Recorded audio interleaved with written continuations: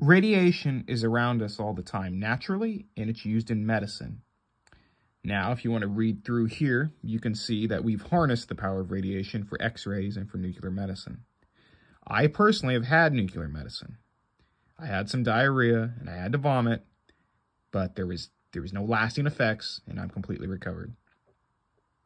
So, radiation is present wherever energy moves from one place to another. Remember that. You have three major groups of radiation: alpha, beta, and gamma. From left to right, obviously, alpha is the lowest powered of the radioactive particles, and gamma is the most powered. We're going to exclude neutron for the sake of argument. Radiation occurs in multiple forms all around you all the time, but you don't actually realize it. And you have ionizing and non-ionizing radiation. If you ever got a sunburn, that was actually a radiation burn. So you have been exposed to radiation your entire life. If you want to look at the charts here, you want to read some information, there you go. Here's another example of alpha, beta, and gamma. Alpha can be stopped by your skin, and these really only become dangerous if you inhale them in the form of dust or microscopic particles. Beta, the more penetrating, the more powerful, and gamma is going to go right through you. You've heard me mention before radioactive decay. Now this chart here shows the decay. We have uranium-238. As it breaks down, it becomes another compound, thorium-234. And then I can't really pronounce that very well.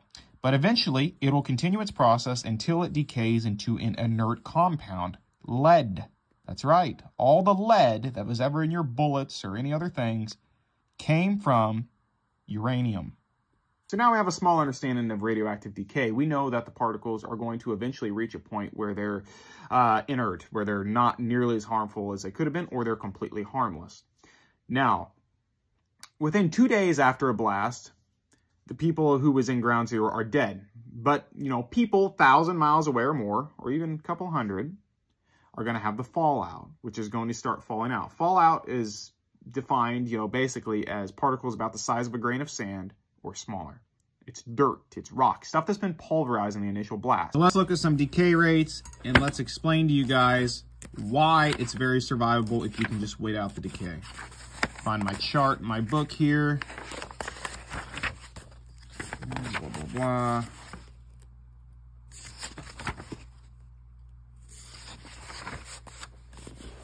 So to start with, this is where your fallout comes from. As you can see, a ground burst will create a crater. This is your initial energy release. You're going to have light and heat, radiation coming out, and it will pull up dirt from its crater into the upper atmosphere, which will be carried by the wind miles away, sometimes up to the complete other side of the world. Now, this is your decay rate. It takes approximately 400 Roentgen to kill somebody.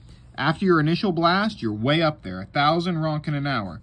As time goes on, after 48 hours, it's only 10 Roentgen an hour. So you would be able to be outside for 40 hours straight to receive a lethal dose. This is going to continue to go down as time goes on. Meaning, if you're not killed by the initial blast and can stay inside and be shielded in your fallout shelter, you will survive nuclear war whether you like it or not.